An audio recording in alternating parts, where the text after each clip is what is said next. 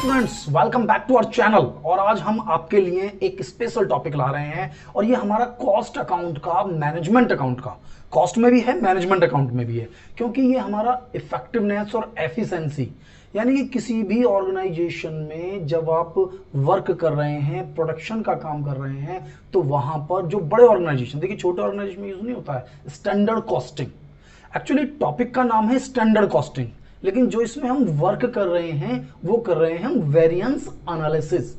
तो standard costing में हम पढ़ रहे हैं कि किस तरीके से हम अपने ऑर्गेनाइजेशन के लिए स्टैंडर्ड्स को डेवलप करें, स्टैंडर्ड्स डेवलप करें, उन स्टैंडर्ड्स का क्या यूज है। देखिए जनरली स्टैंडर्ड कॉस्टिंग एक तरह की प्लानिंग है, लेकिन प्लानिंग और स्टैंडर्ड में बहुत ज्यादा डिफरेंस है।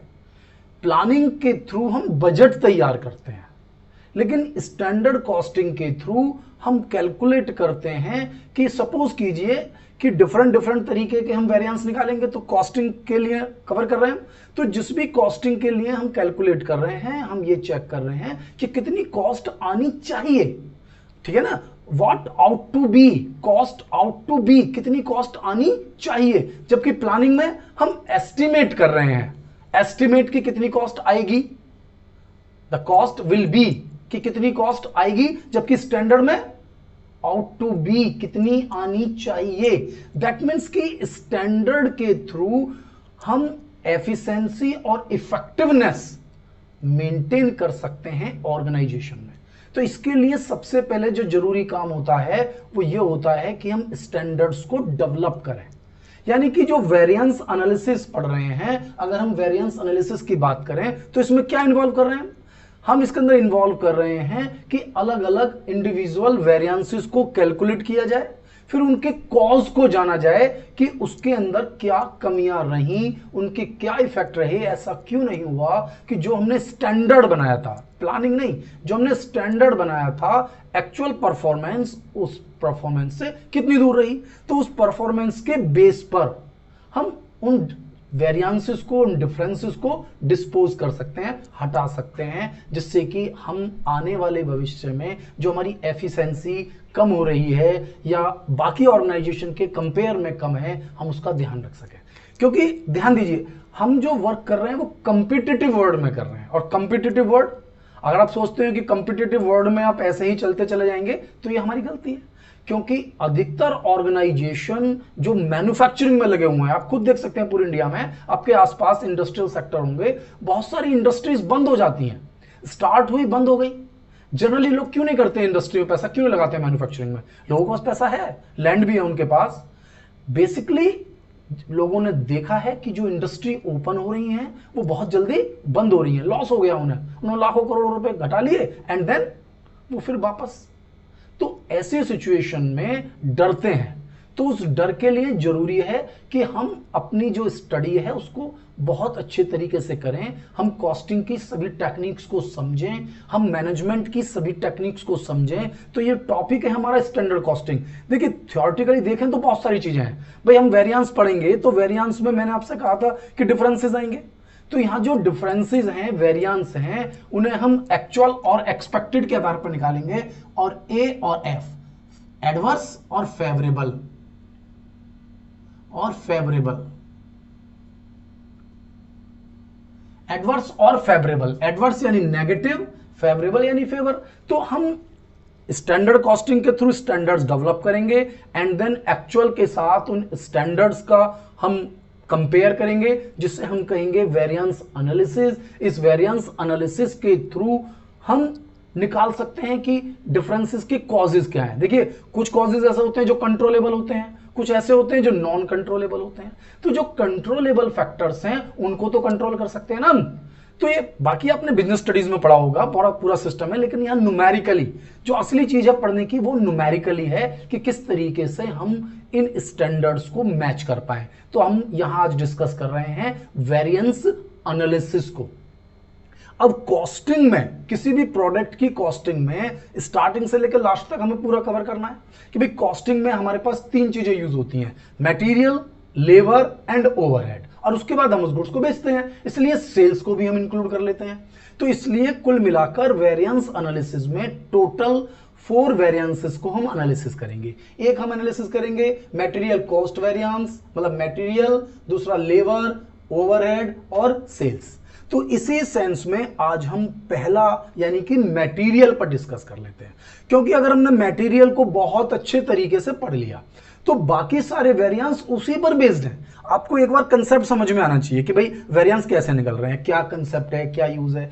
तो जैसा मटेरियल है वैसे ही लेबर है, सेम टू सेम। उसी सेंस में हम आगे बढ़ेंगे, हमारा ओवरहेड आ जाएगा। तो टिपिकल नहीं है, मेन टिपिकल यानी कि मेन कंसंट्रेशन आपको मटेरियल पर रखनी है। अगर आप मटेरियल को पूरा तरह से फोकस कर पाए तो हम पढ़ पाएंगे बहुत अच्छा। तो देखते हैं कि मटेरियल में हम कितने तरह के वेरिएंसेस को कैलकुलेट करेंगे।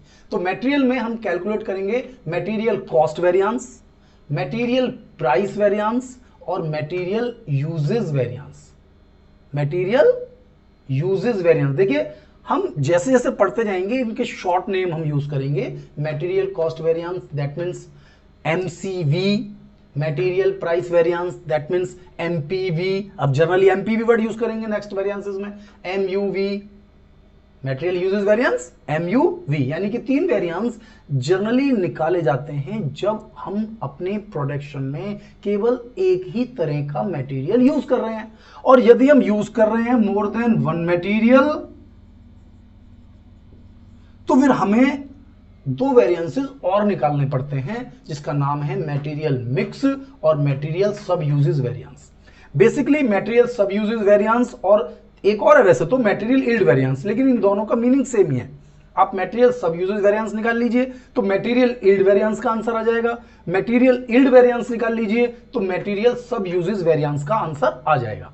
तो जनरली तो सिंपल कंसेप्ट है, क्योंकि एक तो मेथड है जिसमें मैंने ये फार्मूले लिखे हैं, एक होता है इसके अंदर स्टेप लैडर मेथड। पढ़ते हैं ना, बहुत सारी चीजों में पढ़ा हुआ है, हमारा स्टैटिस्टिक्स में भी यूज होता है, स्टैटिस्टिक्स में स्टेप लैडर मेथड।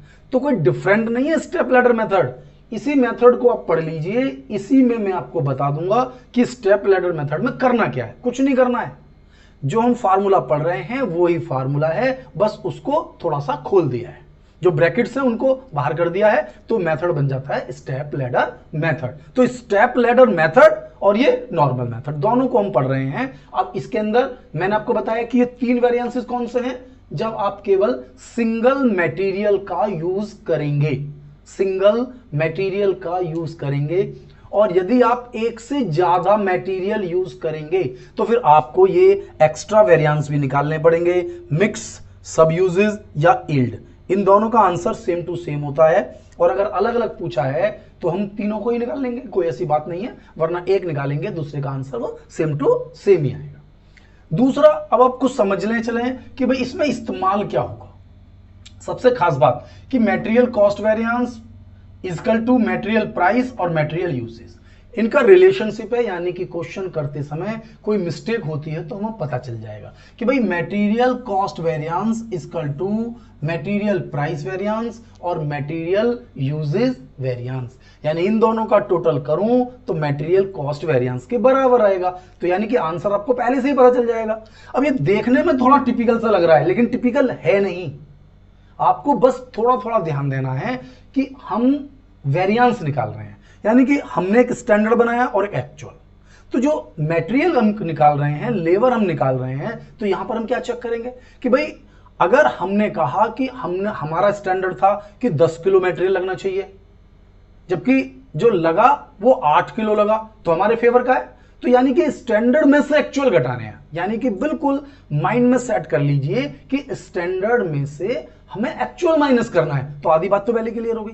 भाई डिफरेंस करने के लिए क्या करना है, यानी स्टैंडर्ड में से एक्चुअल माइनस करना है। अब क्या क्या करना है, अब आप देखिए आप कौन सा वेरिएंस निकाल रहे हैं, आप अपने आप को फोकस कीजिए। जैसे सपोज कीजिए आप प्राइस निकाल रहे हैं, तो प्राइस का देखिए स्टैंडर्ड प्राइस में से एक्चुअल प्राइस माइनस कर दीजिए, standard price minus actual price. देखिए जो जो टर्म यूज हुई है मैंने उन टर्म्स का इस्तेमाल किया है। स्टैंडर्ड क्वांटिटी, एसक्यू यानी स्टैंडर्ड क्वांटिटी, एसपी यानी स्टैंडर्ड प्राइस, एक्यू यानी एक्चुअल क्वांटिटी, एपी यानी एक्चुअल प्राइस। आर जब यूज करूंगा तो वो रिवाइज का मतलब है, ए वाई यानी एक्चुअल यील्ड, यील्ड का मतलब होता है प्रोडक्शन। एस वाई की बात करूं तो स्टैंडर्ड यील्ड, एक वर्ड यूज किया है मैंने standard cost per unit, SC per unit यानी स्टैंडर्ड कॉस्ट पर यूनिट, और इसे निकालने का फार्मूला है total standard cost divided by standard yield. और एक और खास बात, एक मैंने और इनका रिलेशनशिप मेंटेन की है, और वो रिलेशनशिप है कि जो MUV है, कौन सा है, MUV, material usages variance, equal होता है मटेरियल मिक्स वेरिएंस और मटेरियल सब यूजेस वेरिएंस के, यानी इन दोनों का टोटल इस वेरिएंस के बराबर होता है। और ये मैं बता ही चुका हूं कि MSUV MYV के बराबर है। एक निकालिए, दूसरे का आंसर आपको मिल जाएगा।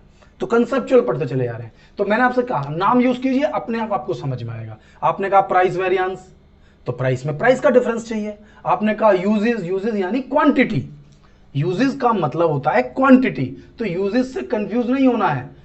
यूजेस का मतलब क्या है, क्वांटिटी से मतलब है, ठीक है बेटा। तो क्वांटिटी से मतलब है मेरा, तो कंफ्यूज नहीं होना है। तो एक तो क्वांटिटी वेरिएंस है, एक प्राइस वेरिएंस है। प्राइस लेना है तो स्टैंडर्ड प्राइस में से एक्चुअल प्राइस घटा दीजिए।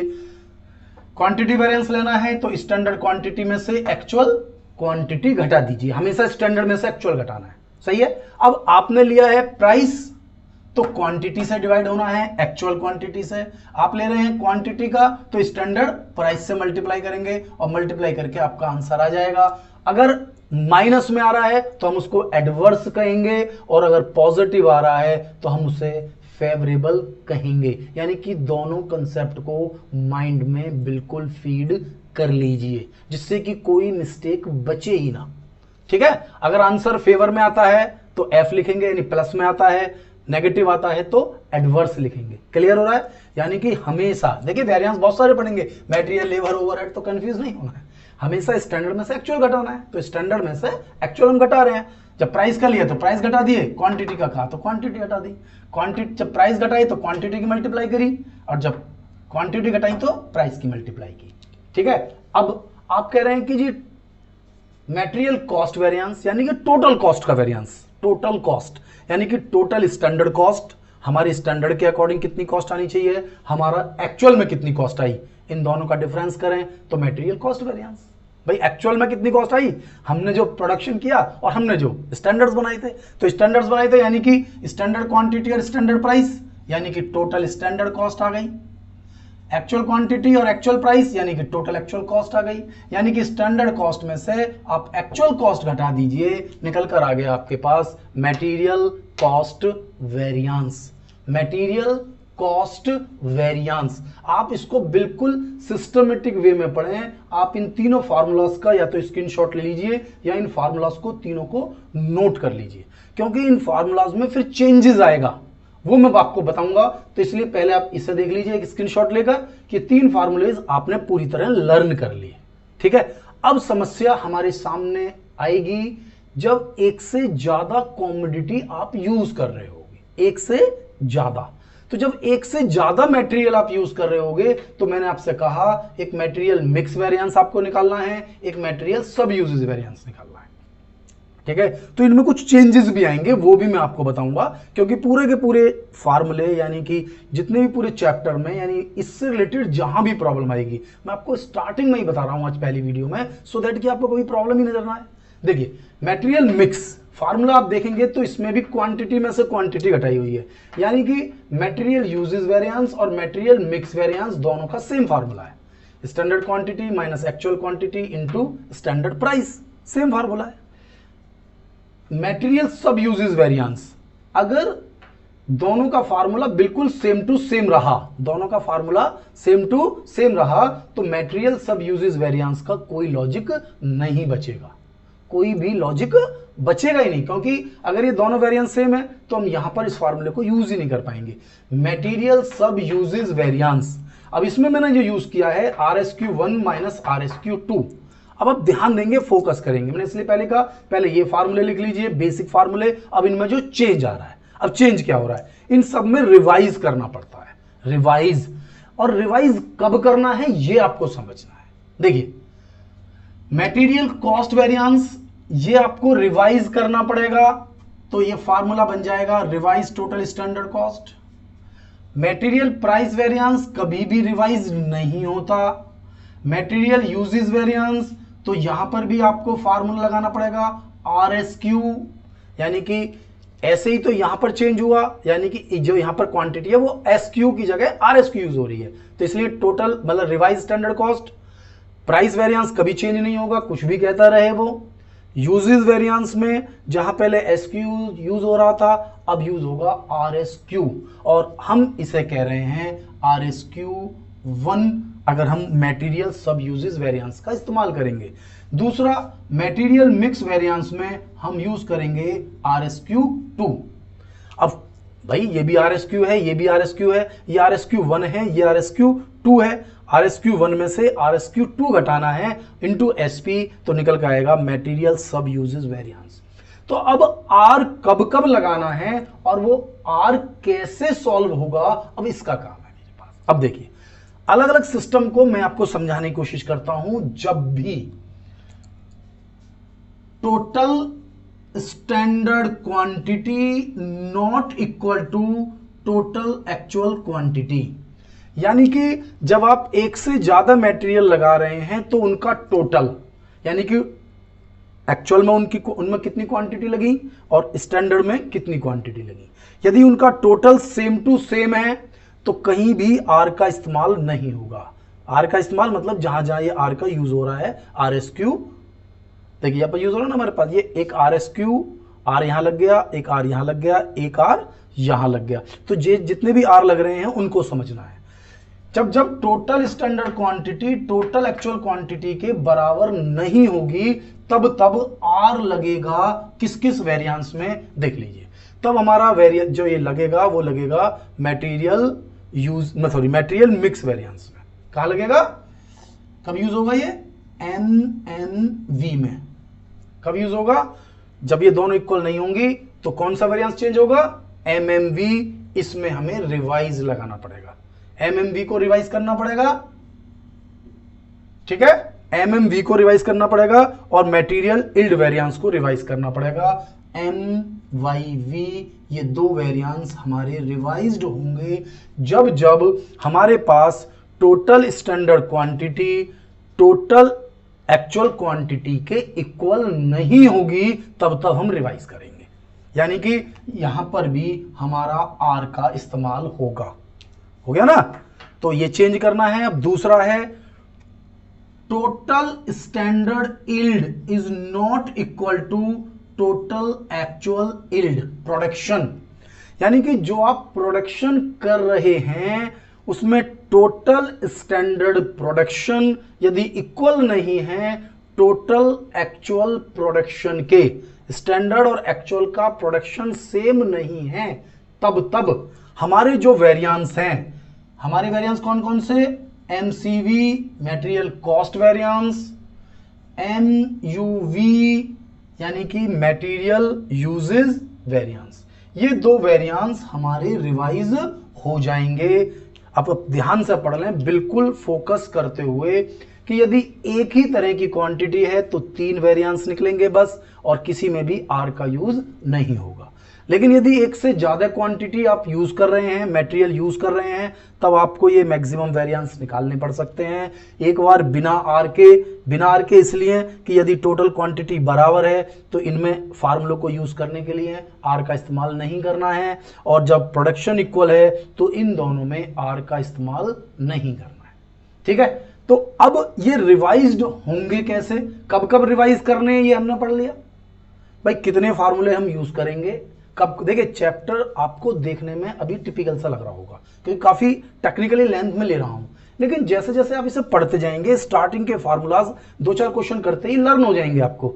मैंने बताया था ना भाई, प्राइस में से प्राइस घटाना है, क्वांटिटी में से क्वांटिटी घटानी है, या टोटल में से टोटल माइनस करना, आंसर आ गया 1 मिनट में। अब दोबारा रिवाइज करना है तो ये आ जाएगा। रिवाइज करते समय आपको चेंज करना है, रिवाइज जैसे कि आपको क्वांटिटी रिवाइज करनी है, यानी कि जब जब ये दोनों अलग होंगे तो total actual quantity divided by total standard quantity into SQ for each material. Her material के लिए आप अलग अलग चेंज करेंगे, एक से ज्यादा मटेरियल के लिए। जब क्वांटिटी वाला रिवाइज करना है, यील्ड वाला करना है तो total actual production divided by total standard production into SQ for each material. इस तरीके से आप पढ़ते चले जाएंगे। यानी कि जिसको भी रिवाइज करना है, अगर ये दोनों इक्वल नहीं है तो टोटल एक्चुअल प्रोडक्शन ऊपर लिख लीजिए, टोटल स्टैंडर्ड प्रोडक्शन नीचे लिख लीजिए, और इसके बाद जिसे रिवाइज करना है उसकी मल्टीप्लाई कर दीजिए। मतलब जिसे भी रिवाइज करना है उसकी मल्टीप्लाई कर दीजिए। यहां पर टोटल एक्चुअल क्वांटिटी ऊपर, टोटल स्टैंडर्ड क्वांटिटी नीचे, इनटू जिसको रिवाइज करना है उसको रिवाइज कर लीजिए। लेकिन ध्यान देना, क्वांटिटी पर रिवाइज होंगे ये दो फार्मूले, प्रोडक्शन पर रिवाइज होंगे ये दो फार्मूले, एमसीवी और एमयूवी। इस तरीके से हमारा ये जो कंसेप्ट है ये हमारी समझ में आता है। अब हम अपनी नेक्स्ट वीडियो में इससे रिलेटेड कुछ न्यूमेरिकल्स को स्टार्ट करेंगे, सो दैट कि मटेरियल वाला कंसेप्ट हमें पूरी तरह समझ में आ जाए। क्योंकि एक बार मटेरियल का कंसेप्ट पूरा समझ में आया तो समझ लीजिए हमें वेरिएंस ही समझ में आ गया। थोड़ी मेहनत है, मटेरियल में ही है सारी मेहनत। एक बार मटेरियल पढ़ लिया तो आधे सारे फार्मूले लर्न हो गए, बस मटेरियल की जगह लेबर लिखना है, इतना सा चेंज करना है। तो इसलिए आप सारी वीडियोस को देखें। तो आपको ये वीडियो कैसी लगी, वीडियो को लाइक करें, चैनल को सब्सक्राइब करें और बेल आइकॉन प्रेस करना ना भूलें, जिससे कि मेरी जो नई वीडियोस हैं उनके नोटिफिकेशन आपको लगातार मिलते रहें। थैंक यू, मिलता हूं नेक्स्ट वीडियो।